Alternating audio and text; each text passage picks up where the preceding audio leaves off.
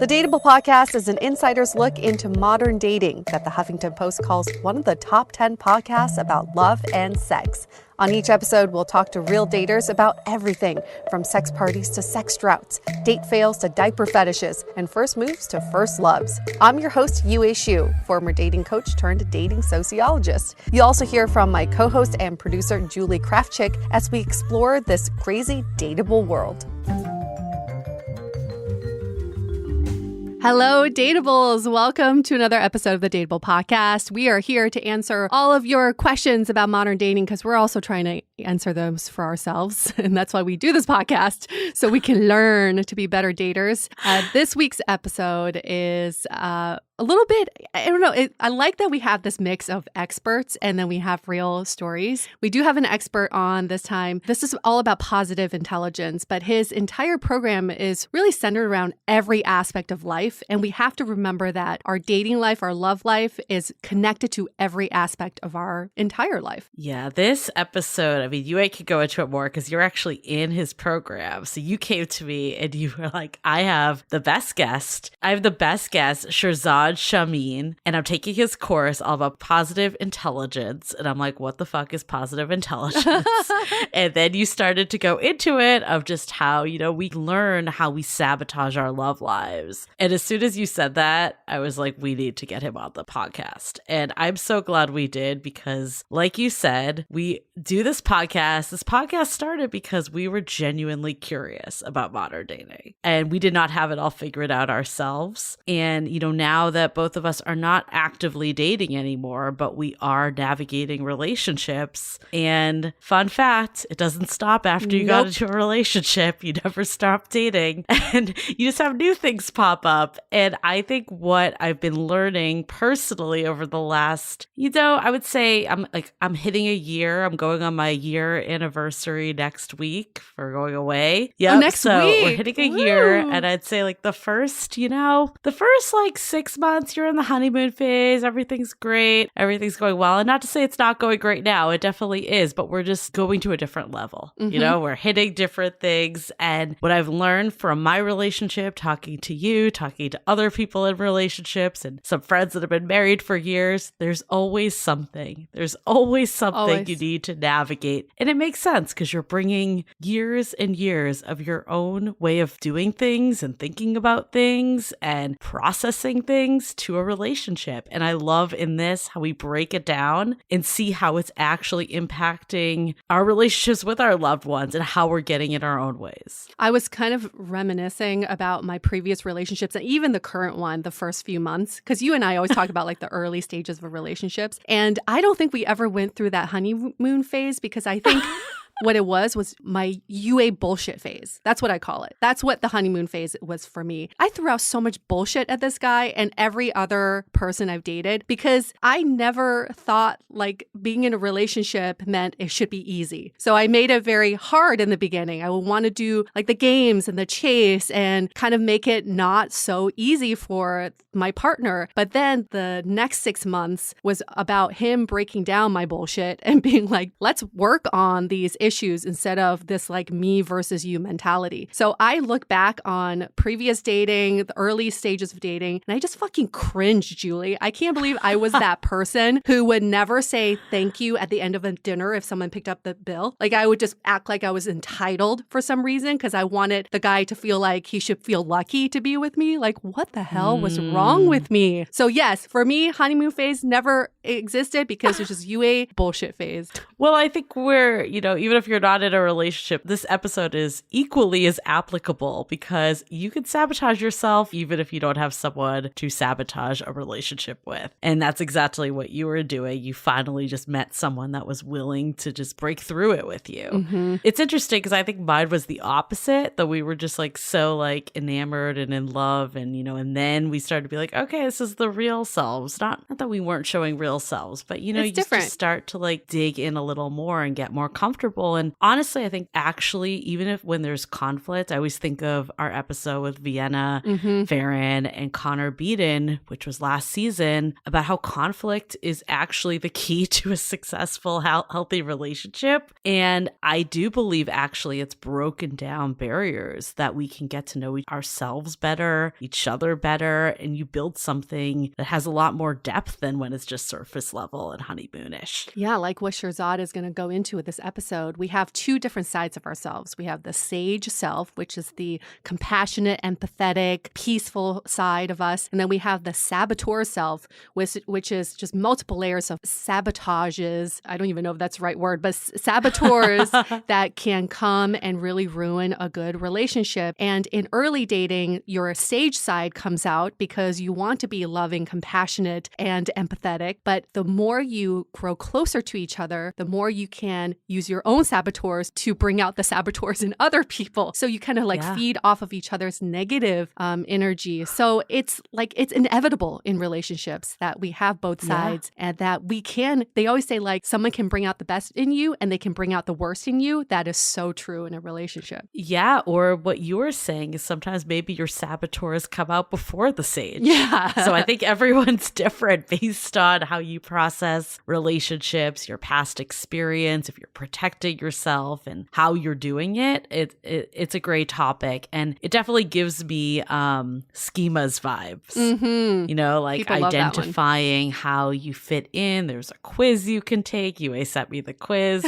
Immediately I was like, oh my God, this explains everything. Similar to how I felt when I realized I was a perfectionist on schemas. And what I love about this and schemas is that there's nothing wrong with you. There's none that are better than the other. It's more just how can you get more knowledge about the way you process things, the beliefs you hold. So when it comes up, you're able to just be like, oh, yep, it's this. Not like there's something actually flawed with my relationship. I'm so glad you brought that up. Yeah, I'm so glad you said that because we always say that with personal development and self-help, sort of like these quizzes and assessments you can take. It's not to tell you what is wrong with you, not to diagnose you. It's to give you hope that you can work towards a better version of yourself. And we're constantly working on the better version of ourselves. So with this episode, with the schemas, with the personality test, it is just capturing you in this moment in time. And then it gives you a roadmap for where you can go towards. And that's always progress. Yeah, it even reminds me of last week's episode, which got such rave reviews about securing your anxious attachment style. We know that a lot of our listeners identify this way. It's similar to me because you might never lose that aspect of yourself. Yeah.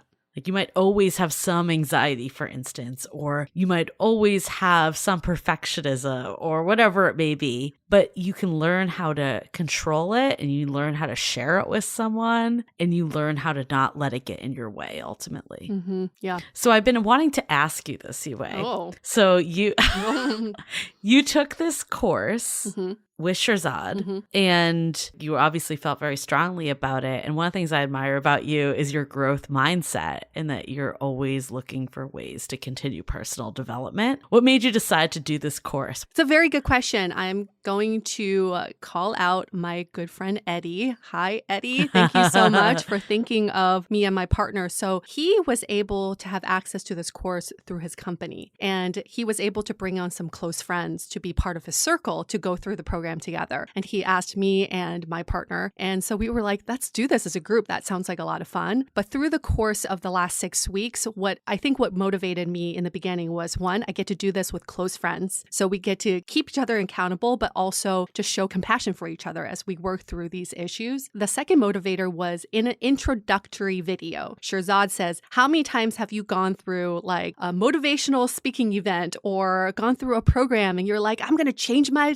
life and this is going to be so much better. And then you forget about it a month later, right? Because he's saying that a lot of personal change comes from habit change. So it has to be a habit and behavioral daily exercise for it to last fast. So the way he programs this is that every day you do exercises. So you can keep this in your repertoire for the long term. So those are like the two main motivators for me. How is doing it with your partner? Yeah. Because I've been greatly debating doing this with my partner. I would highly fucking recommend it, Julie. And this for anybody. You don't have to, it doesn't even have to be this program. Go through any program together with a partner. I feel like one, it gives you a common language with your partner.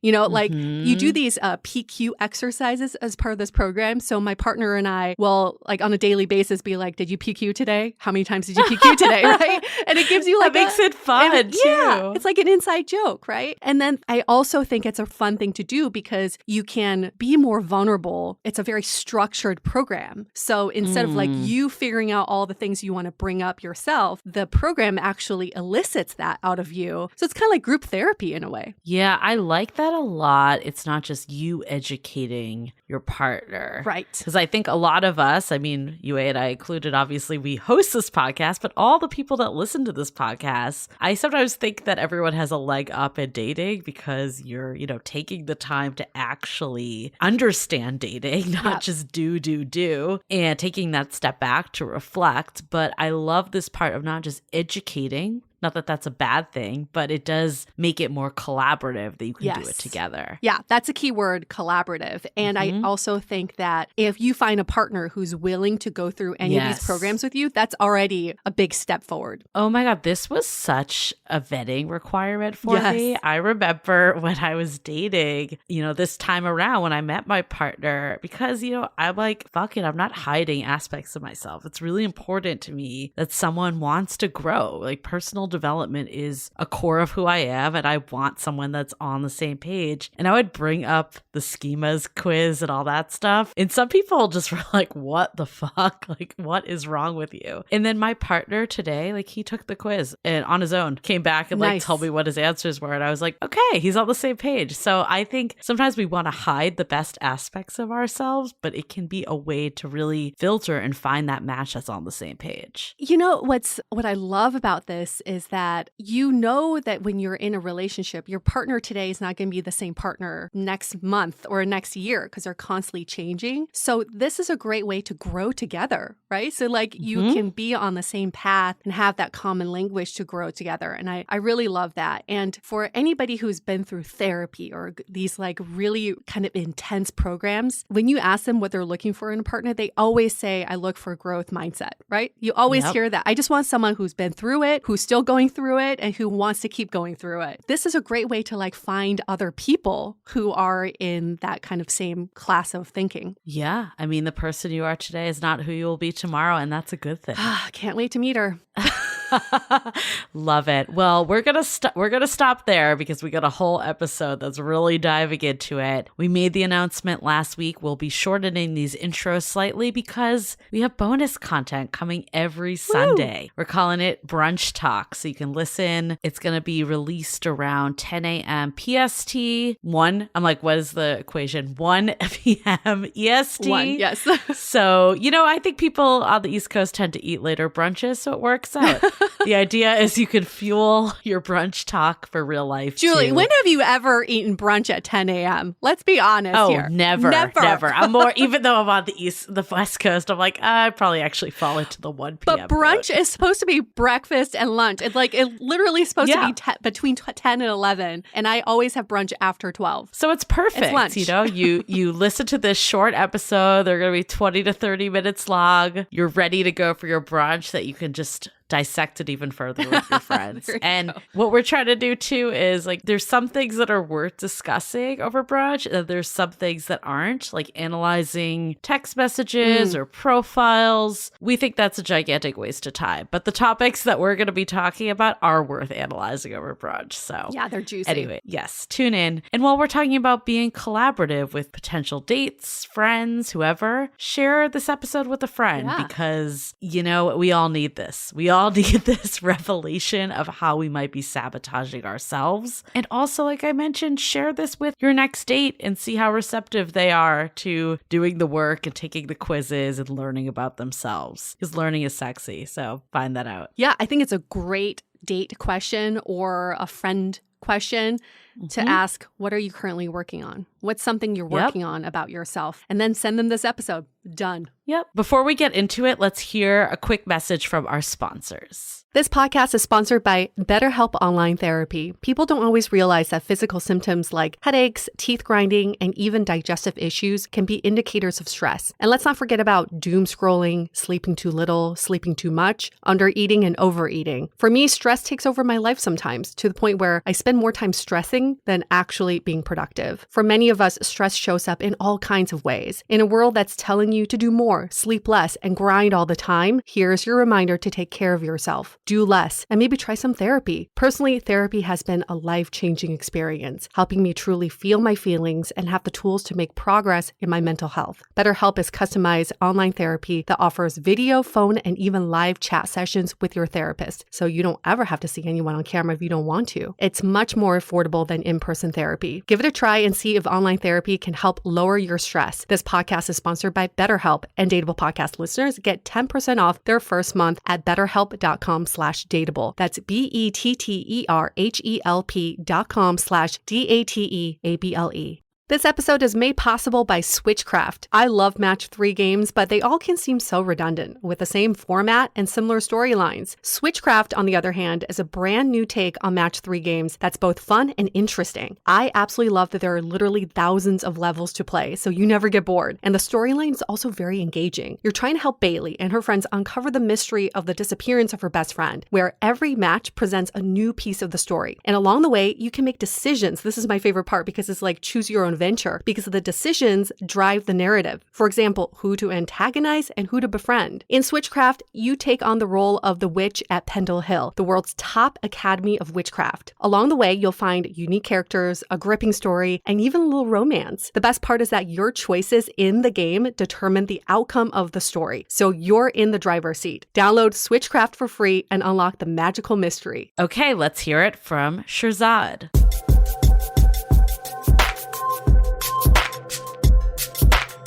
We're going to just get right into this conversation because we've heard of IQ, we've heard of EQ, and now there's PQ, which is positive intelligence, and this positive intelligence quotient. You know, we got Shirzad here, and you've talked about how we go to the gym to exercise our muscles. So there's also a way for us to exercise our mental strength. Shirzad is the author of the New York Times best-selling book, Positive Intelligence. He has lectured on positive intelligence at Stanford University and has trained faculty at Stanford and Yale Business School. He currently lives in San Francisco, been there for 20 years, grew up in Tehran, 61 years old, and he is married. Hi, Shirzad. Hello, Yui. How are you?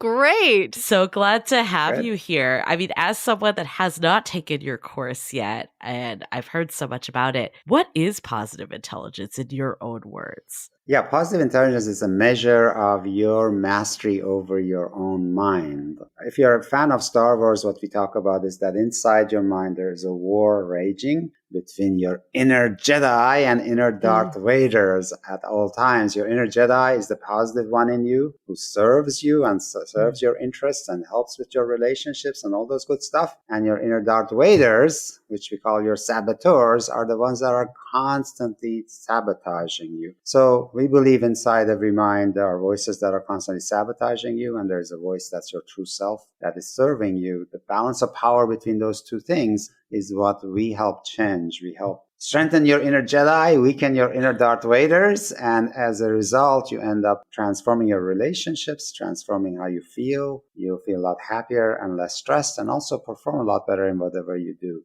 And so the measure of how strong you are at that is what we call that your positive intelligence level, PQ. That is so fascinating and so important for dating. We hear this all the time that sometimes we get in our own ways, and it's hard to decipher what are areas of our mind we should be paying attention to versus the areas that are sabotaging us. Yeah, as a matter of fact, I can look you in the eye and everybody else who's listening to us and say, you are actively, every single day, sabotaging the effectiveness of your relationships, your own wellness, and your own performance. You're in a constant self-sabotage mode. The question is not if you're doing it. The question is how you're strongly are you doing it, and in what way are you doing it?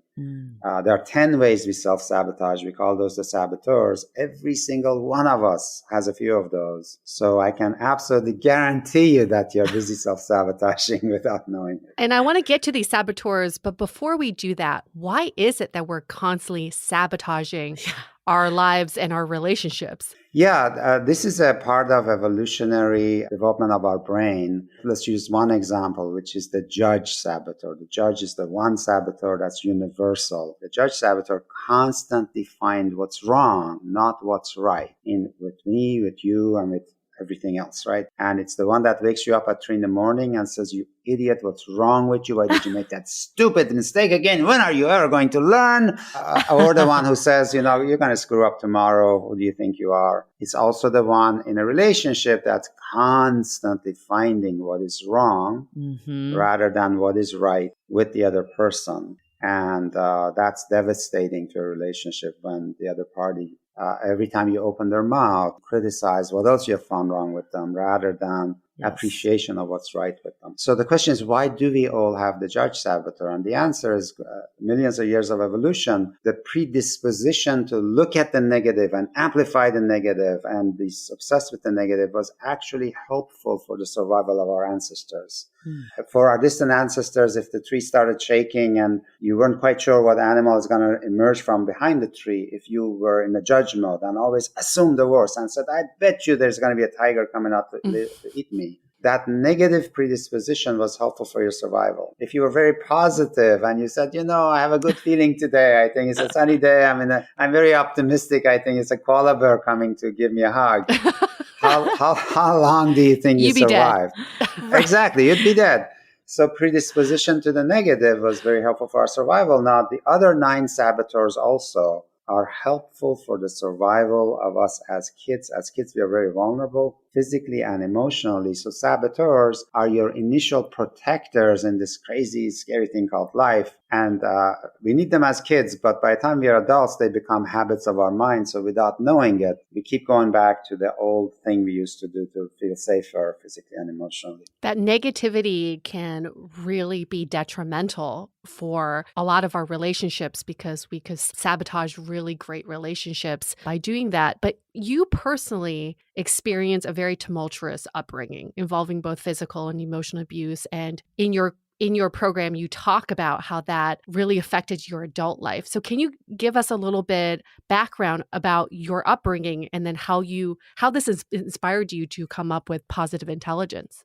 Yeah, I was a very sensitive kid growing up in really harsh circumstances. 4 siblings, with my parents living in poverty in a tiny apartment. But the worst thing was my father was a pretty terrifying guy. I was really scared of him. I wasn't getting much love or attention from either of my parents. And basically, early on, the survival mechanism of the judge came in. I needed to explain why is it that I'm not getting much love or attention from my parents. And I could not admit the reality to myself, which is, hey, I just have very imperfect parents.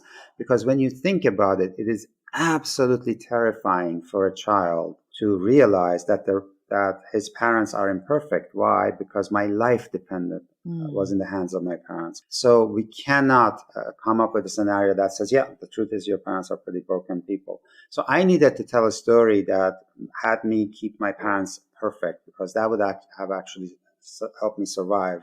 And so the story was, Shirzad, your parents are actually perfect. And the reason they're not giving you much love or attention is because, Shirzad, you are unworthy of any love or attention.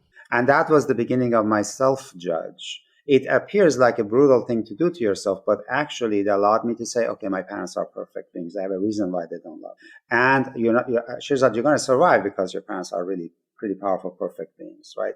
Now, once I started doing that, I also needed to start finding what was wrong with other people, because it would have been terrifying for me to think that I am the only unworthy person and broken. So I also started finding what's wrong with every single person, except for my parents. Every person who came in front of me, I would instantly find what's wrong with them.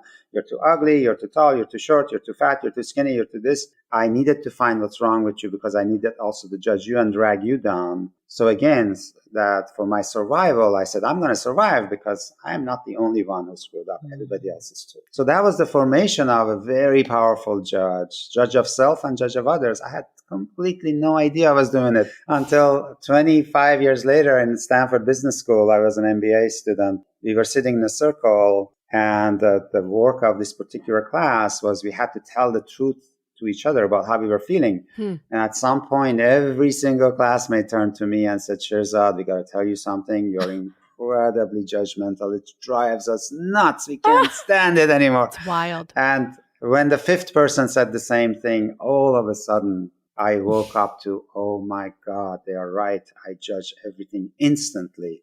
It's such an automatic mechanism on my mind. It was a terrifying and life-changing moment in my life because all of a sudden I saw this judge character in my head filtering things. And I realized I'm not seeing reality. I'm not responding to reality. I'm just reacting through the filter of this judge. And this judge saboteur just got revealed to me when I was 27 years old at Stanford Business School. It changed my life. I'm like nodding my head because like a lot of us can relate to that, is that it does tie back to childhood. We've heard that so many times and we don't know how to put those words into our mouths of what's actually the psychology behind this. So I'm dying to know, I guess, is it innate that it's from your childhood that you have these saboteurs, or are there other ways that you can identify with different ones? Just like every child grows temporary teeth and then they get permanent teeth, there are evolutionary stages of mental development, mental emotional development. So every child develops saboteurs, regardless of what your parents are like and all of that stuff.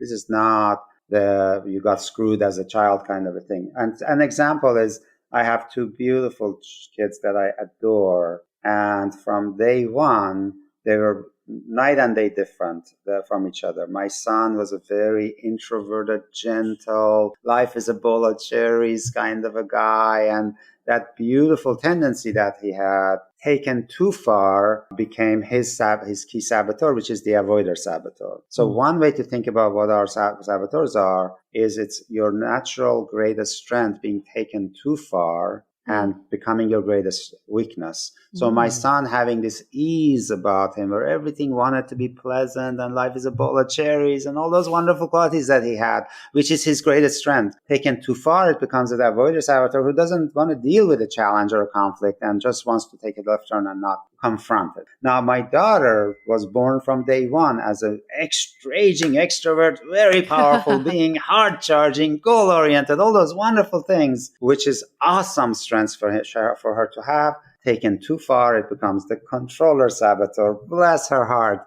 She was predisposed to develop more of the controller. So the question is not whether you develop saboteurs. The question is how strong they are. And are you aware of them so that you can intercept them when you're an adult? My daughter now has an absolute complete awareness of her controller saboteur and knows when to use her power to be an awesome leader and when to, take it easy, go to empathy, go to curiosity, other powers so that she is an inclusive leader rather than a controlling leader. And my son knows when to use his ease and flow and positive nature in the hand of, his sage, the counterpart to saboteur that serves him, and when it's being taken too far and becomes the avoider. So they both have deep understanding of these. This is the most exciting part. When I got to this portion of your program, I kept thinking, well, if we can label the saboteurs, then we know when they're showing up in our relationships. And that's step number one, is labeling them.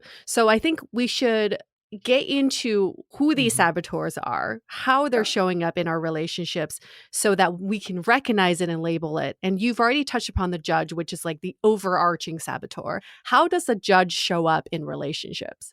Let me maybe tell a story of how relationships happen, and and the judge comes in there to answer your question. So first of all, in relationships, often what happens is people get drawn to the others who have a complementary saboteur, not the same saboteur. As an example, typically a strong controller doesn't get together with another strong controller. Why? Because somebody's going to kill somebody.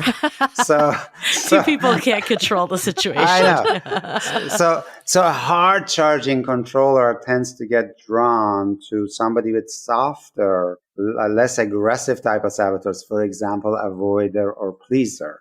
So I already have had fun conversations with my daughter that she has the strong, hard charging saboteur that she occasionally has, will likely be drawn to a guy who is more gentle type. Saboteurs are fueled by stress. So anytime we feel stressed, our go-to way of dealing with things is through our saboteurs. So let's say Mary meets Mark. When Mary meets Mark in the early days, what's happening, we see the sage in the other person, the original essence beauty of the other person. While we call your saboteur your false self, your negative self, the sage is your true self, your inner Jedi. Initially, in a dating scenario, we see what's beautiful in the other. And by seeing their sage, what's beautiful about them, we actually draw that out more from them. So they show up and more as their beautiful essence, amazing being that they are.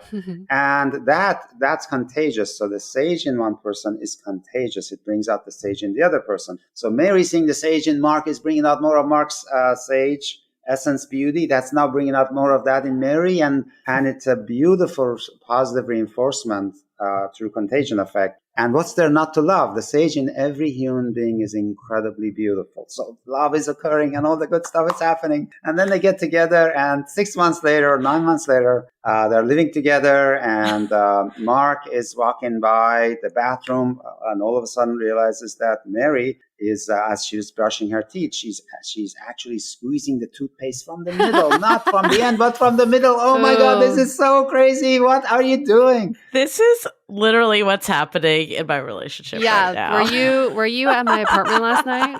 Yeah. No, trust me, it's happening all over the world right now.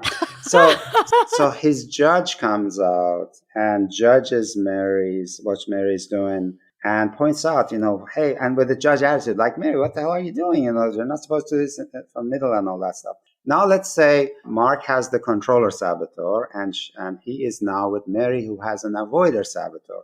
So now saboteurs are contagious. When Mark came out with his judge and controller trying to control what Mary is doing, what's that going to trigger in Mary is her saboteur, which is avoider, which means she doesn't want to deal with this. She's going to, instead of actually discussing this and coming to a resolution, she just tries to whitewash it and not deal with it and continue with what she's doing. And that avoider's tendency that shows up really now drives Mark crazy. Like, what is this? Who did I get stuck with over here? Why are you so evasive? So the judge and controller gets even stronger. And that's totally going to bring out Mary's judge now. And she's saying, I didn't know I got such a rigid, controlling, judgy person. Before you know it, their beautiful sage bringing out the sage, me bringing out the best in you, has shifted to saboteurs bringing out the saboteur.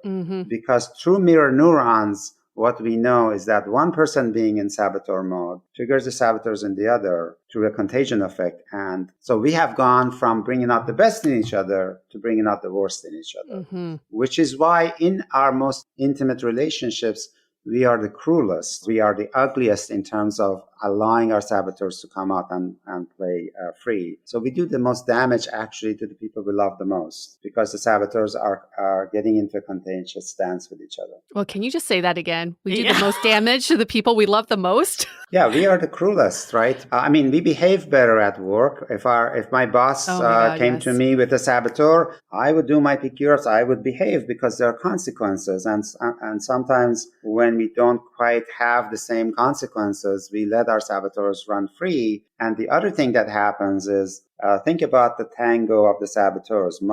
In this particular example, Mark's judge and controller reliably bring out Mary's avoider judge, which then reinforces Mark's judge and controller.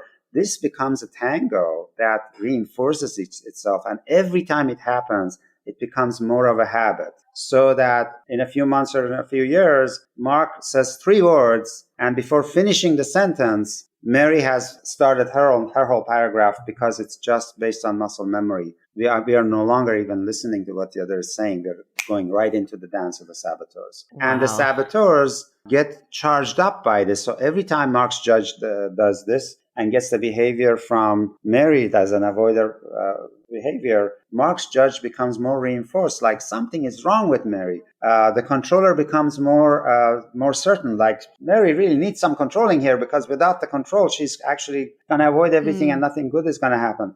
So the saboteurs prove themselves right every time they come in and create a behavior from the other person. That behavior they get from the other person reinforces what they have made up about the other person. So they keep generating the behavior they actually believe is wrong with the other person. And then they say, I was right to begin with, right? So it's a very self-reinforcing thing. Once we get into these dance of the saboteurs, it's very challenging to step out of it and realize what you're doing. Well, I'm so glad that we are learning about this today, because this feels like the death of relationships to me. And I see this really spiraling out of control if you don't get ahead of it. Can you walk us through these 9 saboteurs and how they show up a bit in love and dating?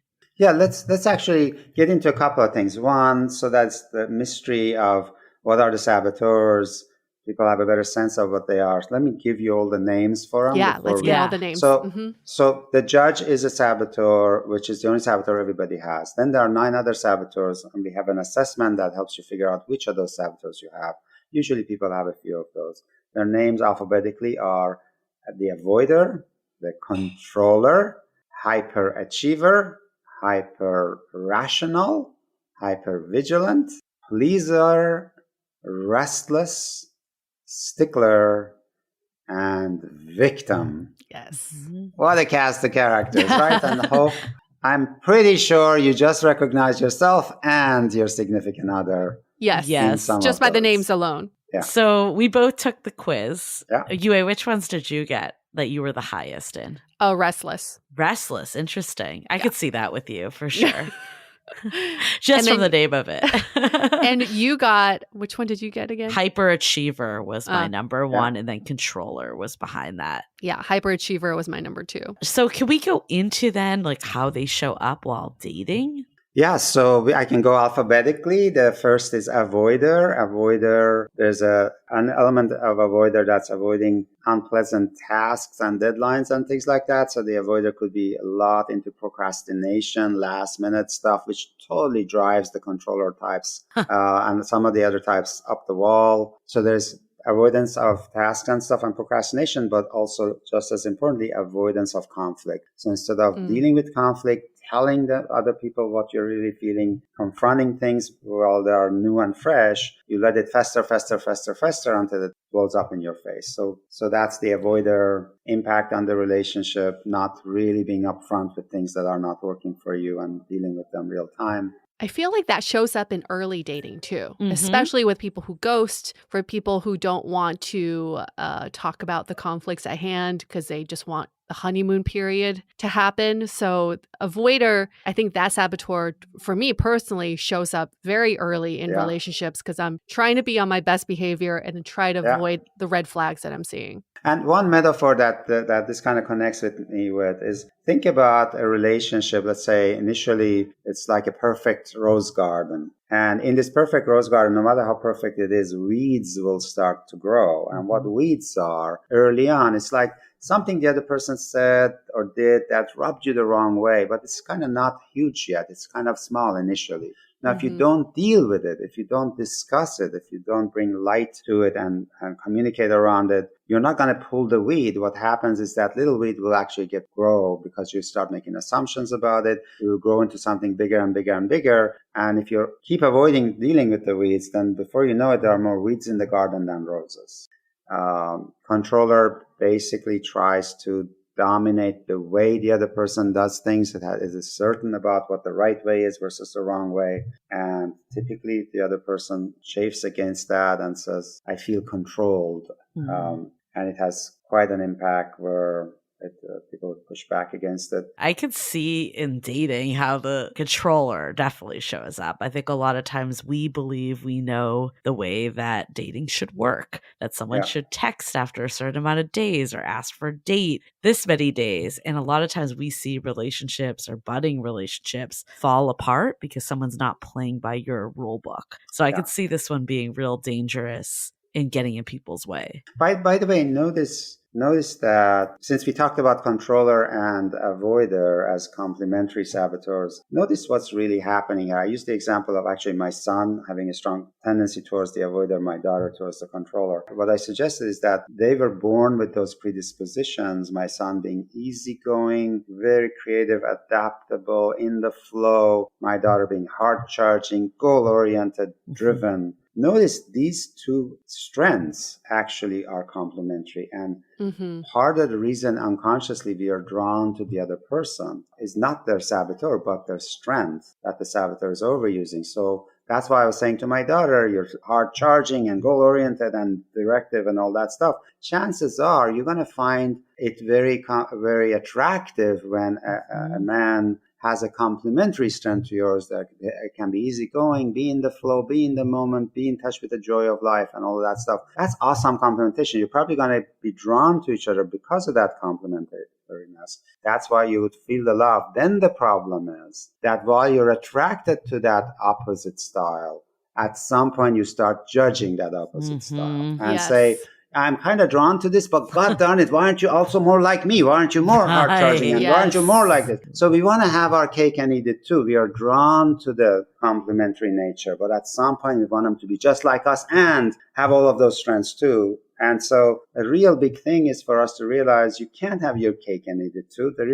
This person's brain is wired differently. They can't bring all those strengths and at the same time bring all of your strengths. Right. That's two different human beings. So let's appreciate the difference and not judge the difference. And that's what typically we go to in the relationship. Okay. So what's after controller? What's the hyperachiever? So hyperachiever, which Julie, you mentioned you have two. So the challenge with the hyperachiever, which a lot of us have, whether or not it's our top saboteur, is a conditional self-love and self-acceptance, which says, I am really not worthy until and unless I achieve some more. And the problem is that the essence of it is we are attaching our self-worth with achievement rather than saying unconditional love says, I am this beautiful being regardless of whether I achieve or not. And one of the things that I wanted my kids to grow up with is know that they were born as a beautiful essence, as unique as their fingerprint. And that beautiful being is worthy of all the love in the world. And so one of the ways that I wanted to make sure that my son and daughter didn't develop the hyperachiever is my son is into tickling game. He loved tickling. So I would start tickling him and I taught him to say all the right answers. I would start tickling him and say, Kian, tell me, why do I love you so much? And he would say, I don't know, Daddy, why do you love me so much? And I would say, well, is it because you're so smart and get good grades? And he had learned to say, and he would say, no, Daddy, it's not because I'm smart and get good grades. And I'll tickle him some more. Is it because you're so great in sports and soccer and all that? And he'd say, no, Daddy, it's not because of that. Tickle him some more. Is it because you're so handsome? And my son is really handsome, goes after my wife a lot more than me. And he would say, no, Dad, it's not because of that. Is it because you're kind and generous? No, Dad, it's not because of it. So at some point, I would pretend great frustration. And I would say, so why is it, Kian? Why do I love you so much? And he had learned to say, and he would say, Dad, it's because I am me. When you think about it, fundamentally, what I was teaching my son is when I ask him, so when he would say, Dad, it's because I'm me, then I would ask him, what does it mean? He would say, well, I am the person you held in the hospital when I was born. That being is beautiful and worthy of all the love in the world. He does not have to do anything and it does not have to perform to be loved, worthy of love. That is a profound realization for any human being to have rather than I'm only worthy if I perform. Yeah. And same thing in a relationship. If in a relationship you are there so that you are loved by the other person, so that you feel more worthy, so that you fill this void inside of yourself that says, I am not worthy until I achieve not only in my performance outside in the job, but also in the relationship, I achieve worthiness through being loved, then all of it is trying to fill a void that can only be filled by you saying, I am worthy just because. That's huge. We hear it all the time. It's like, I'm not going to enter a relationship until I Yeah. lose that 5 pounds, or until I get a promotion, or until I have X amount in my bank account. So I think it is the external, but also the societal pressure of not having what we think we should have. Well, and the frustration the other person will feel in the relationship is you're asking them to fill a void that's impossible for them to fill. Yeah. No matter how much love they give you, you still feel unloved. Yes. And then I see that manifesting as our relationship is not going the way that it should be going. We are not hitting these milestones that we should be hitting as a couple. And then you start creating that resentment towards your partner because they're not helping you achieve these external milestones. Yeah, it's the way I kind of talk about it is like the Teflon surface. Nothing will no amount of love from the outside will stick to you, because the surface will become sticky only if you feel self-love. Then other people's love will stick. You believe it, you retain it, you appreciate it. But if you don't have deep self-love, other people's love comes and it just doesn't stick. Because if you're not feeling worthy of love, there's something suspicious about other people's love. There's something wrong with them loving you. What's wrong with this person loving this unworthy person that I am? They must be dumb or stupid or something. What's wrong with them? Or I don't quite believe the love. It probably isn't for real. It's probably not going to last or something. But the impact on the other person is they are in a no-win situation. At some point, they're exhausted by just no matter how much I love I give, it's not enough. Oh my God, this is hitting And home. it generates, and here's the way the saboteurs prove themselves right, remember? By keep saying, I'm not worthy, and I'm not worthy, I'm not worthy. Well, the other person is actually at some point when their love is not being received, they get frustrated and they leave. And then you say, see, I told you I'm not worthy of love. I told you. I was right to begin with. So the saboteurs generate their own reality, which reinforces their lie. They get more powerful because they keep providing their own evidence for the story they tell. They become a self-fulfilling reality. Wow. I feel like so much of the last week for me has been explained right now. Julie's like, all right, I got enough out of this. Realizations on the moment. Okay, so what's our next one in line? Hyper rational. Hyper rational is, the rational function being taken too far. So I'm very analytical. I'm very logical, and everything in life, the best way to resolve it and solve problems is through the rational mind, including if I'm having a conflict with in my relationship. Well, let me figure this out and fix it for you. This is what's happening. This is what's happening. Therefore, the answer is this. So the hyper-rational brings the rational mode to problem solving in a relationship, which has the other person feel unheard, uncared for. The emotions are not listened to. The emotions are not responded to. So you come across as intellectually arrogant, unloving, distant, all of that stuff, trying to fix the other person's problems in this relationship is quite devastating to a relationship. And what I tell the hyper-rationals is the other person will not feel heard unless their emotions are actually registered and responded to, rather than you trying to fix the problem for them. And so they really step back and realize emotions are not just a noise factor. Emotions are incredibly critical to pay attention to respond to. One of the misunderstandings about the hyper-rational is because of this behavior, we think they are insensitive people, but actually they can be incredibly sensitive. They just have learned not to pay attention to emotions because they think that just makes them not objective. So they could be quite sensitive, but we end up judging them as insensitive because we don't see them in that caring way. This is a saboteur that just can't read the room. We hear this in early dating too. It's like, oh, everything on that date went really well. We talked about sports and all the things we have in common, and we got food and drinks. How come they didn't want to go on a second date? They didn't read the room and they weren't in the moment. They were more just putting in this formula of what a good date is and hoping that the result would be a second date. Exactly. The emotions were just not. Let's hold that thought for a few messages. This episode is made possible by Sugar Break. I have a confession. I have a sweet tooth. Every year, I make it a goal to eat less sugar. And I'm not alone in this. 90% of Americans are actively trying to reduce their sugar intake. But this year, I may actually accomplish that goal with Sugar Break, a plant-based natural solution that helps people manage their blood sugar as part of a healthy lifestyle without completely altering their daily lives or costing an arm and a leg. There are 3 core products. The Sugar Break Resist is a natural, minty fresh breath strip that blocks sweet taste in food and curbs sugar cravings on the spot. This is what I like to use when I go out to eat and I know I'll have an urge to order some decadent dessert. Sugar Break Stabilize is a pre-meal capsule made with white mulberry leaf, a powerful plant ingredient that helps block carb and sugar absorption. I found this especially handy before heavy meals. And then there's Sugar Break Reduce, a daily capsule that helps maintain healthy, balanced blood sugar day in and day out. Of course, please consult your doctor before starting any supplements. Now for our listeners only, get 15% off your entire order. Just visit www.sugarbreak.com/dateable and use the code DATEABLE for 15% off. This applies to any products on the site. Again, just go to www.sugarbreak.com/dateable and use the code DATEABLE for 15% off your entire order.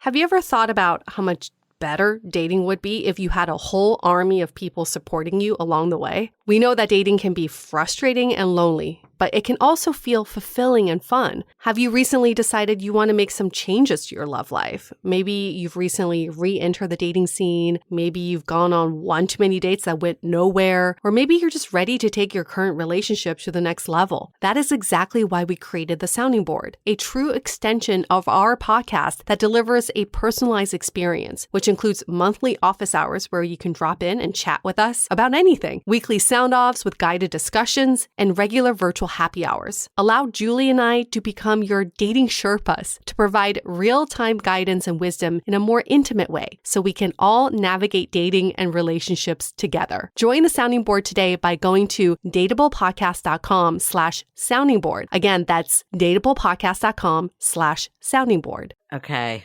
next one. This is fascinating. So the Hyper Vigilant is the one that's finding dangers and risks everywhere. So it's the kind that walks into a room and you just feel their anxiety about life is a dangerous place. I got to be vigilant. I got to be on top of everything. Things can go wrong. And it's an exhausting energy because there's such anxiety and risk awareness that when we are around them, it's pretty exhausting because they see risks and dangers everywhere, and that becomes contagious where we can't really be resting in front of them. The impact is it just takes the fun away. It's an exhausting way to live when you think and you cry wolves way too often because you see dangers everywhere, and when there's an actual wolf, the other person is no longer believing you because you cry wolves all the time. Are these the people that, freak out when they start dating someone because they fear that it's going to end or it's not going to work out the way they want? Yeah, a presumption of everything that could go wrong will go wrong. And it's, again, a self-fulfilling prophecy of, God, there could be so many risks. And you become self-fulfilling there too. If you're predicting all the things that can go wrong, sooner or later, enough of them will, because people get exhausted around you. Right. Or you don't even take a chance when it comes to love. Yeah. You're just too in your head. You don't trust it. It's just too risky. Just a reminder for our listeners right now, we're halfway through the Saboteurs. I think it's important to note that not just one saboteur defines who you are. We could have multiple saboteurs appear, and some are just more loud than the others. So don't think I am the hyper vigilant person. You could be a combination of few. It's good to recognize all of them. Yeah, most people have the judge plus a couple of other saboteurs. I think I had every single one except for the avoider. Well, let's get to the pleaser. Let's see if Julie has that too. Well, let's see. So after hypervigilant, we have indeed the pleaser. So the pleaser is kind of better known where I am trying to give to you and be kind and say yes to you and all of that stuff. But there's a condition there. I'm really wanting to make sure you like me. Yeah. And so there's a string attached. It's difference between me being loving and kind just because there's joy in that versus loving and kind because I really want you to like me. There's a neediness to the pleaser. And the problem is that I give and give and give and give and give, and I don't even ask for anything for myself because I'm not quite in touch with my own needs and don't express it. at some point the other person hasn't given me back enough in response, because first of all, they don't know what my needs are. Secondly, I've been busy giving and not really standing for my own needs. And then I start getting frustrated and saying, what the hell? This is one-dimensional, one-directional. You're too selfish. You're not giving me enough of all that stuff. So we end up getting quite frustrated and resentful in our relationships. Why am I the one who's always giving? Well, part of the reason is because you're not making your own needs known enough. And we sugarcoat our needs. When there is an issue that we have, we don't quite directly tell people that we have a need here that's not being met, because in our pleasing tendency, it's hard for us to actually stand firm in what it is that our boundaries are or our needs are. And it's not the other person's fault that they don't know and they don't give back. It's a lot of it is our own creation. So it generates, weirdly, it actually destroys relationships, because at some point we keep getting, the relationship becomes one-dimensional in give and take. And also at some point we are resentful and we push people away out of frustration. This is the classic nice guy, cool girl syndrome. Exactly what's happening. And there's a reason why those archetypes struggle with relationships, for exactly what you just said. And the love bomber too. The person that's just like, I'm going to give you all the love and do all the courting in the beginning, but then feel a very resentful to the fact that they're not receiving anything back. Yeah. And so we have people take responsibility for that, right? And create boundaries for, when am I saying yes because I lovingly choose to say yes? When am I saying yes because I can't say no, because that's uncomfortable for me? I bet if I did this a couple years ago, I would have scored a lot higher on this one than I did, because I definitely never told people what was going on. I expected them to be mind readers, and I held it in because I didn't want to rock the boat. And I think you just build a lot of resentment that way, and then one day you snap and it's not good. Yeah. And then you don't want to give at all. Like, exactly. No more giving. Exactly. And you don't give people that opportunity to meet you. Yeah. Okay, what's next? So let's go to, aren't these fun? So the next one is restless. Oh, UA's number one. Yeah. Okay. Yay, UA.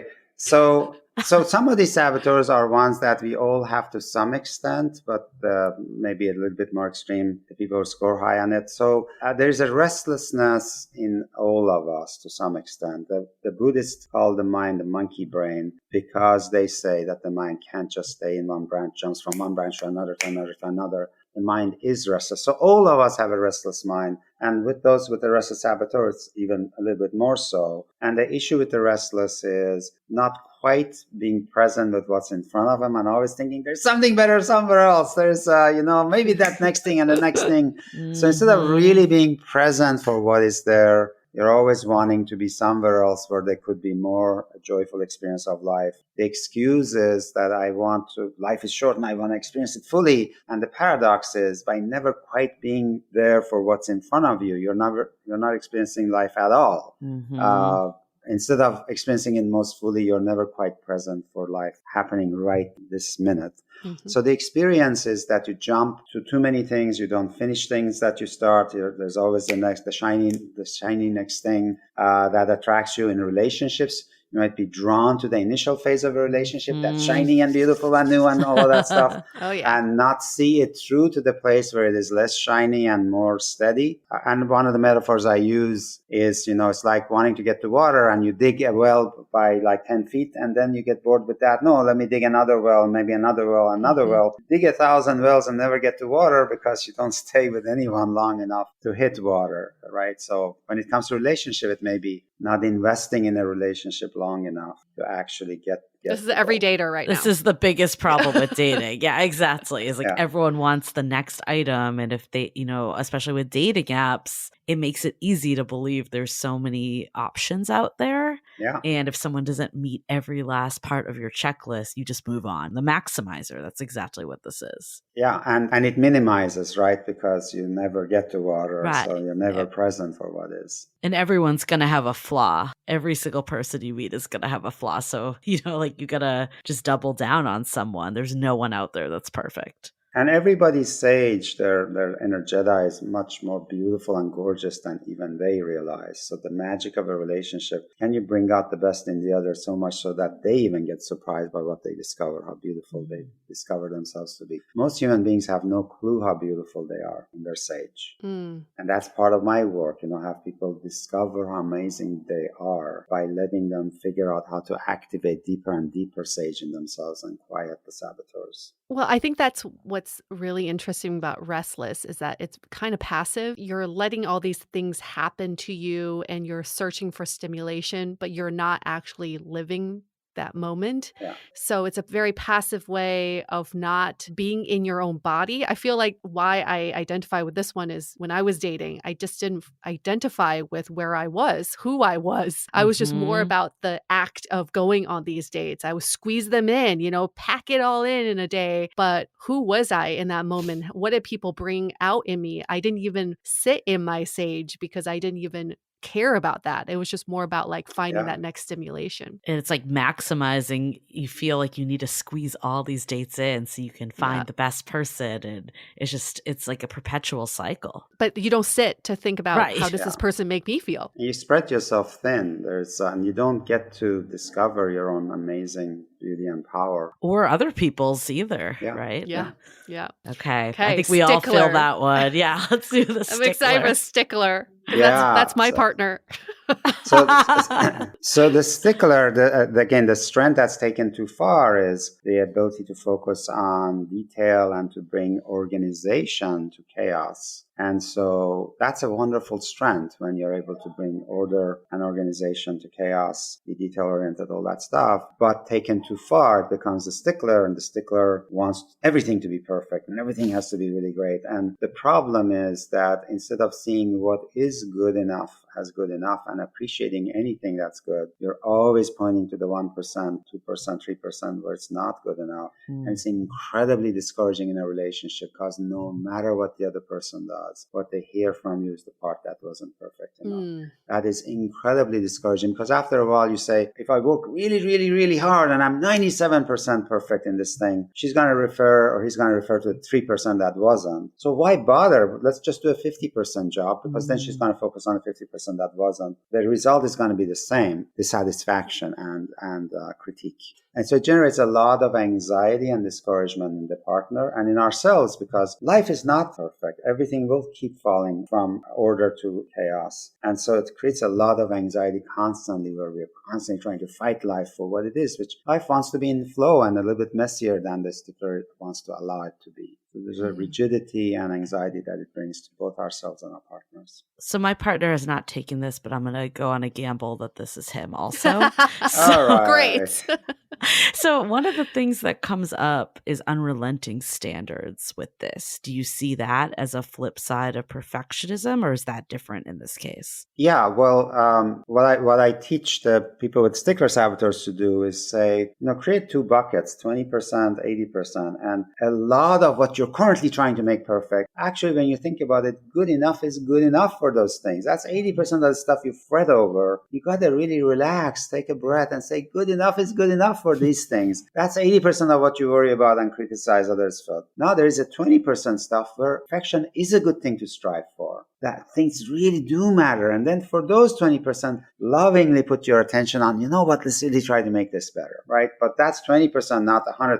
And it allows you to breathe, allows other people around you to breathe, and then focus on things where really high standard is very important. And then you approach that positivity rather than constant frustration, because the telltale sign you're in saboteur mode is negative energy and emotion. If you're frustrated and upset and all that stuff, you're in saboteur mode. It doesn't matter what's happening. If you're in sage mode of trying to make something perfect, there's joy, there's fun, there's creativity, all that good stuff is happening while you're trying to create great standards. So if you are in a relationship and you're, like this is something that's second nature to you, how do you decide what areas, because no one's ever going to be perfect, right? Either yourself and your partner. How do you decide what the 20% is that needs to be perfect and the 80% that needs to be good enough? Well, let's take principles and values. I mean, it's a deal breaker if my partner is unethical. Is my partner doesn't have a sense of mission and purpose that guides their life or stuff like that. What needs to be a deal breaker? And those are foundational stuff that are about purpose, meaning, values, all of that stuff. But then how I brush my teeth?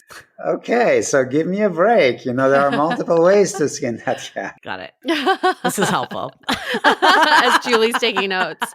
Well, I think with my partner, we kind of talk about he's just a stickler for everything, the way things should look and be placed in the house, the way a date should go down, a birthday should go down. It's like very much innate in him so that he doesn't even realize that he has these expectations. So something we've been working on is, are you open to a new way of putting this sideboard or a new way of where the bed goes? Just being open to the idea of something new is just a nice start to it all. Yeah, and realizing how much you're imposing on the other, with the assumption that there is only one way. And that's a real imposition, and people just feel so constrained around that much of a stickler. Yeah.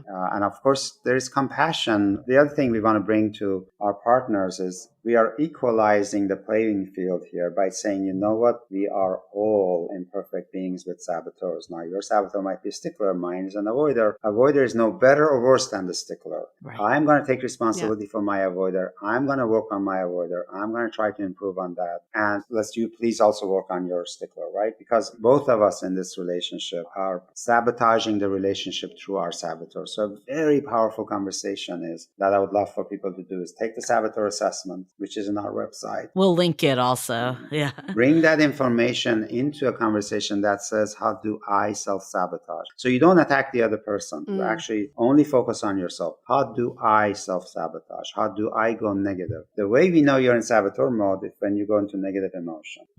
And so what we say is anytime you're in negative emotion for more than a second, you're in saboteur mode. It doesn't matter what has happened, who did what to whom. If I'm still in negative emotion about it for more than a second, I am responding to this through my saboteur. The sage, the inner Jedi in you, finds a positive mind modality, curiosity, empathy, creativity, calm, clear-headed, a mode that's positive to respond to anything. So basically the question that I would love both parties to come to is, how do I sabotage our relationship? And there's a judge thing.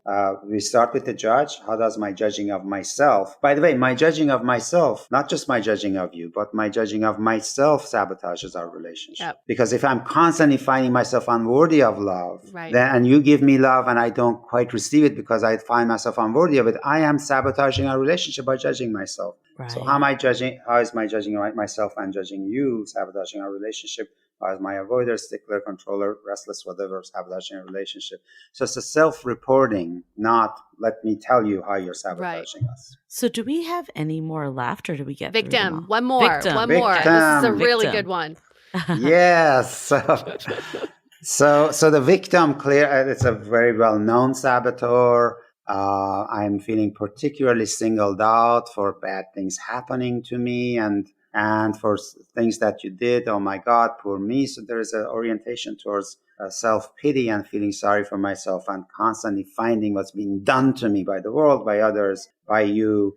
And it was one of my top saboteurs, a very sneaky one. It was actually very protective for me. I was in a cocoon of depression. I found out when I was 30 or so that I'd been in depression all my life, in a cocoon of self-pity, through this victim saboteur, which actually helped me remove myself from the world and soothe myself. What I realized, the thing about victim was I so wanted love, but in the absence of love, I was giving myself pity, and pity is actually quite soothing. And so a lot of people in the victim saboteur, they find it addictive to be in self-pity because self-pity is soothing. At some point, I realized while self-pity was soothing and comforting, it was a very bad substitute for actual love.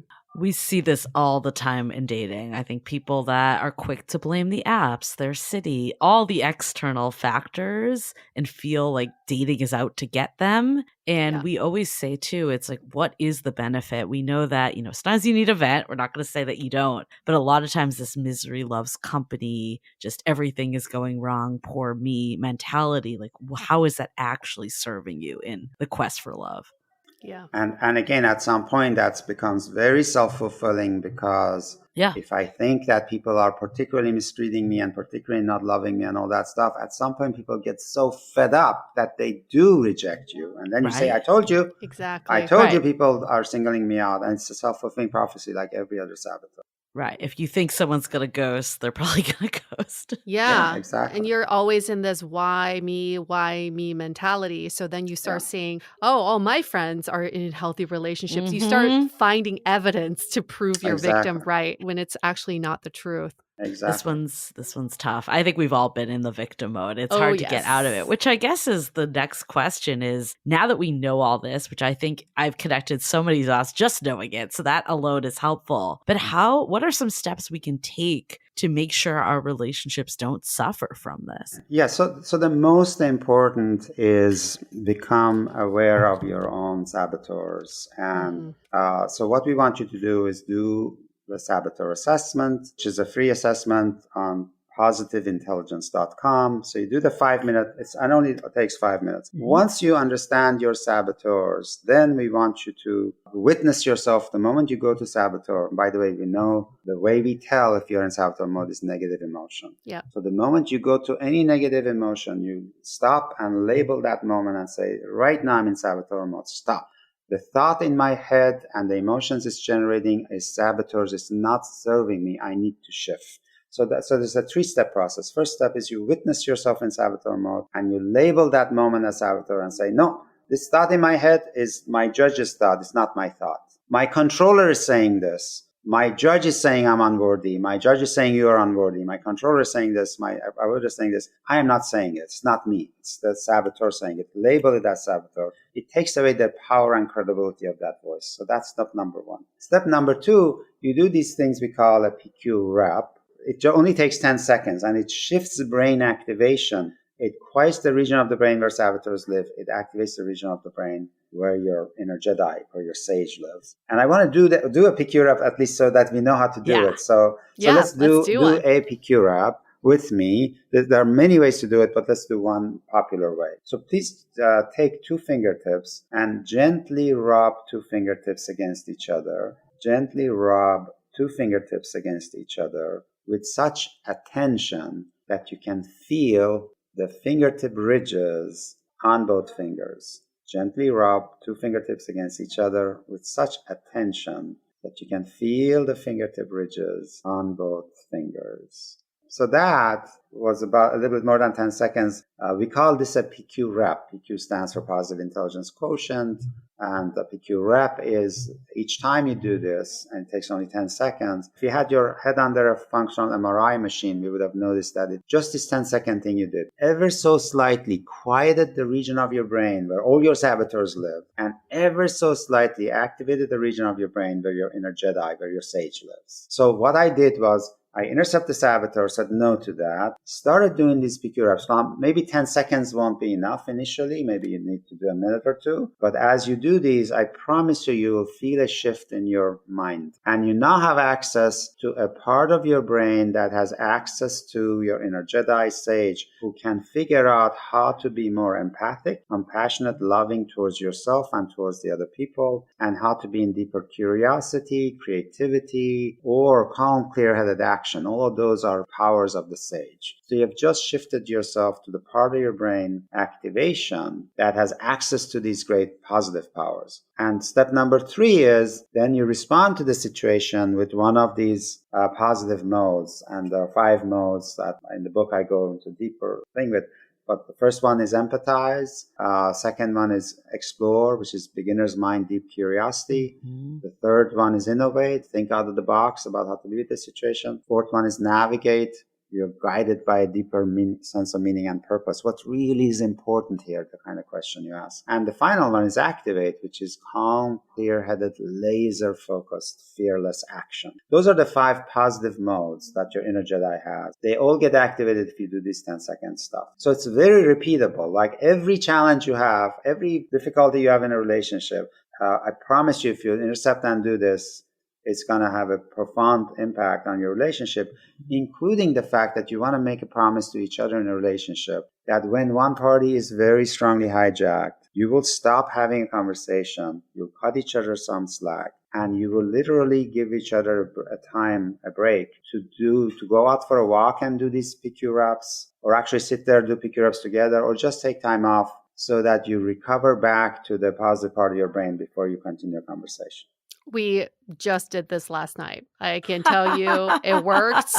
My partner and I were in a heated conversation. My judge came out so hard and I rubbed my two fingers against each other. I was like, I got a PQ. Awesome. PQ.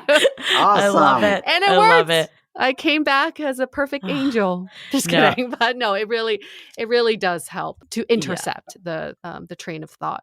We recommend having a weekly cadence. And I give you an example. One of the CEOs that I coach in Boston for the past 20 plus years now, every Wednesday, he and his wife are holding hands. They walk into this restaurant in their neighborhood. The staff in the restaurant knows there's this corner table that this husband and wife will get. And they always serve them rosé in the beginning. Mm-hmm. And they're holding hands, walking in. And the conversation they have every Wednesday is, since our last Wednesday dinner, has anything happened that we might consider a weed in our garden? Did I do anything or say anything that you really need to air? Make sure I understand, make sure I hear. And each party make sure they deeply understand what the other has said, apologize for things if they understand, or explain things, all of that stuff. This is weed pulling because we have only had a week to worry about it and make assumptions about it. And it also allows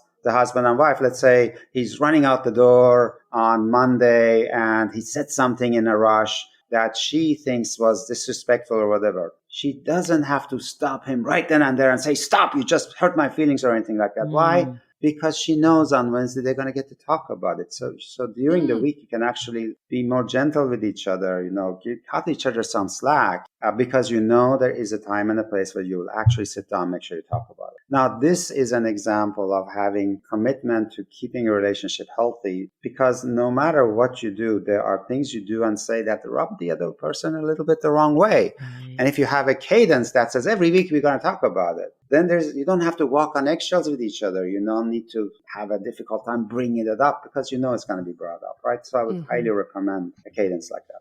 So how do you have that type of conversation in a way that, doesn't feel combative, and as the person receiving that information, you don't take it personally? Well, notice that already by having a time and a place for it makes it easier, right? Because we now know we are going into this dinner conversation. We're going to have our rosé. We're going to be in a sage mode. And we have an agreement with each other, which says our job number one is deep understanding of the other person in this conversation. So the rule is when the other person says, when this happened, it had this impact on me. My job number one is to say, here's what I'm hearing. Did I hear you correctly? Did I understand your feelings correctly? All that stuff. So already there is a thing we are making sure is happening, is that this conversation is happening when both people are in a sage mode. When I'm in my sage mode, I am activating a part of my brain that's more empathic, more compassionate, more understanding. The time you don't want to have these conversations is when people are hijacked. When the other person is all hijacked, in their judge, controller, avoider, whatever, you're wasting your breath to say, you got to hear me now. This is what happened.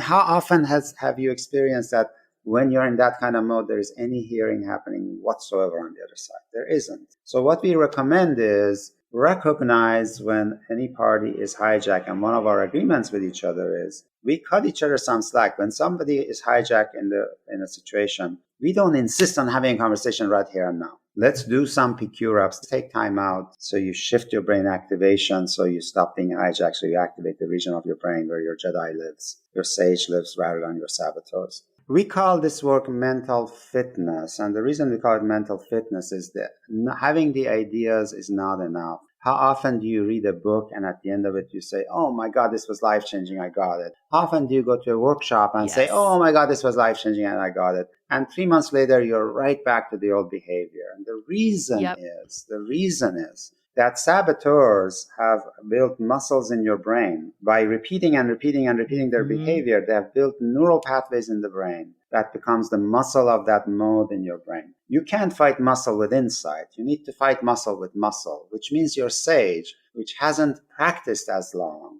it needs to build up that muscular power so that you have a fighting chance against your saboteur. What we have found is that you need a minimum of about 6 to 8 weeks, 6 weeks minimum, 15 minutes a day of practice of shifting from saboteur to sage, building up these positive powers so that you can really break through years and sometimes decades of saboteur behavior. Yeah. So for that, like the main program my company offers, which UA is doing right now, is actually a 6-week positive intelligence app-guided training where every day we give you 15 minutes of practice and we focus on your exact specific saboteurs. We focus on a whole week of doing these PQ-ups. We focus 3 weeks on these positive powers of your sage so that you build mental muscle memory, counter the old stuff. Yeah. So if you're really committed, you want to really build up the muscles, not just stop with the insights. No, that's so important. I think it's really important for you all to hear that you're not going to solve all this just by listening to this episode. This is just step one.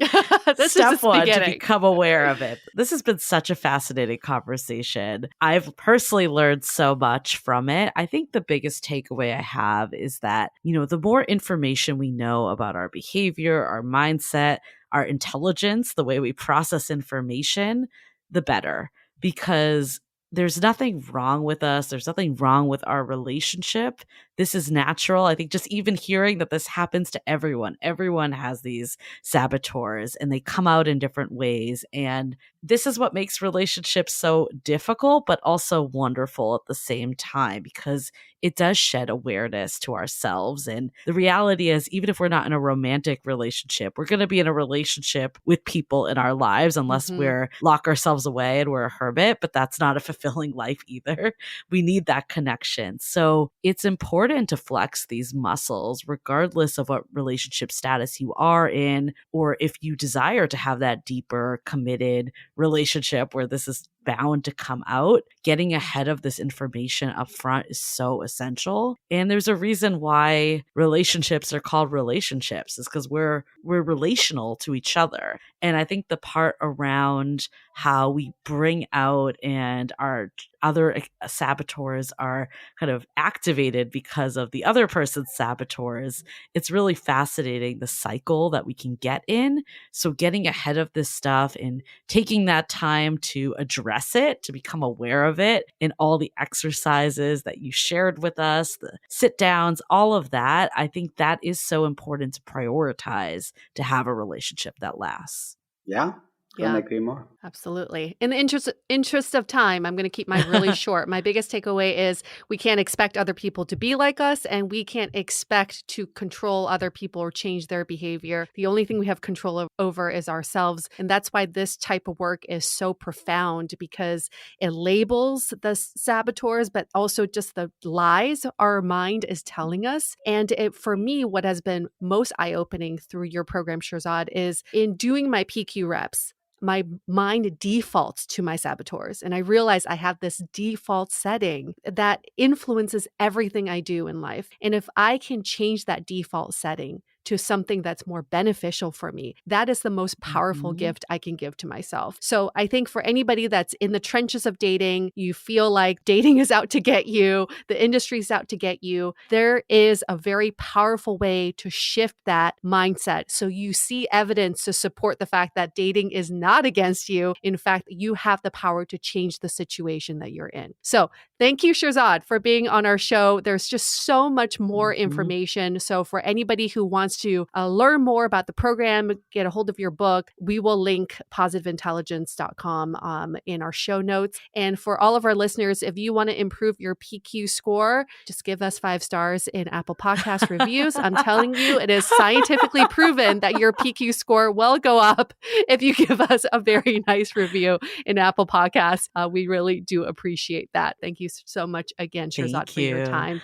My pleasure. Happy dating, everybody. Take good care. Okay, so on that note, we're going to wrap up this episode. Stay dateable.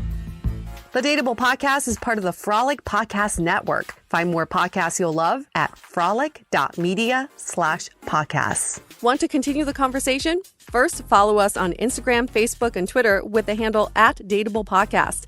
Tag us in any post with the hashtag StayDateable, and trust us, we look at all of those posts. Then head over to our website, dateablepodcast.com. There you'll find all the episodes as well as articles, videos, and our coaching service with vetted industry experts. You can also find our premium Why series where we dissect, analyze, and offer solutions to some of the most common dating conundrums. We're also downloadable for free on Spotify, Apple Podcasts, Google Play, Overcast, Stitcher Radio, and other podcast platforms. Your feedback is valuable to us, so don't forget to leave us a review. And most importantly, remember to stay dateable.